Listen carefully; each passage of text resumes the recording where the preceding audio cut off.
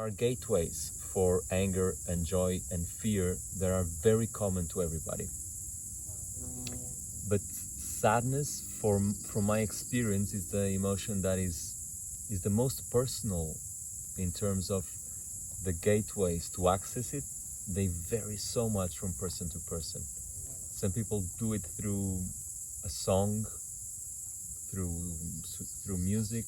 Some people do it through reading or books. Art is great to access sadness, by the way, when you don't have real reasons in your life to dive in sadness in that moment, but there is sadness inside and you need to get in contact with it to own more of your experience. It often happens that you have your own personal way, and it's very hard to predict. Like in anger, there's body work that you can do that very easily put you in the energy of anger. Same with fear, same with joy. I've been finding in sadness is really it's really a very sensitive and personal journey, and it's also a very cultural journey. Different cultures access sadness differently. There is revisiting the past, revisiting things that you lost, or maybe not that you lost, but that you never had, and that you realize that you never had. It also it's important to have trust to access sadness.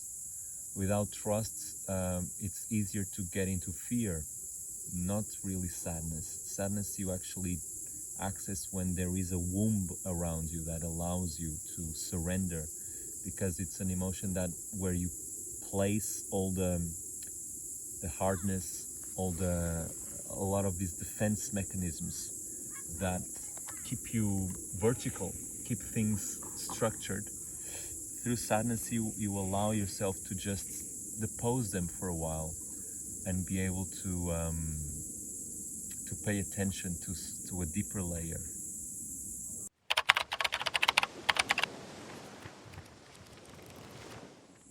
It's not about pushing, it's about letting it come. It's about just letting yourself be inundated by it.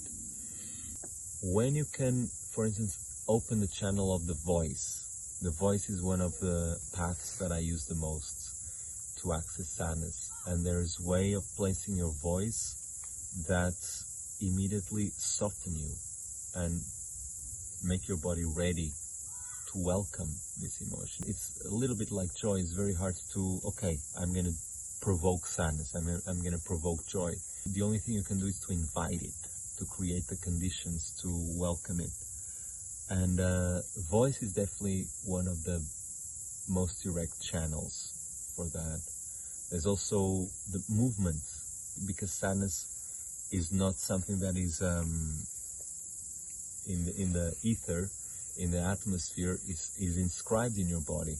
So when you can actually activate your body or touch part of your bodies or move in a certain way that allows this softness to come, there's an image that comes from your body that reminds you the body of an old experience. That is also a beautiful channel for that.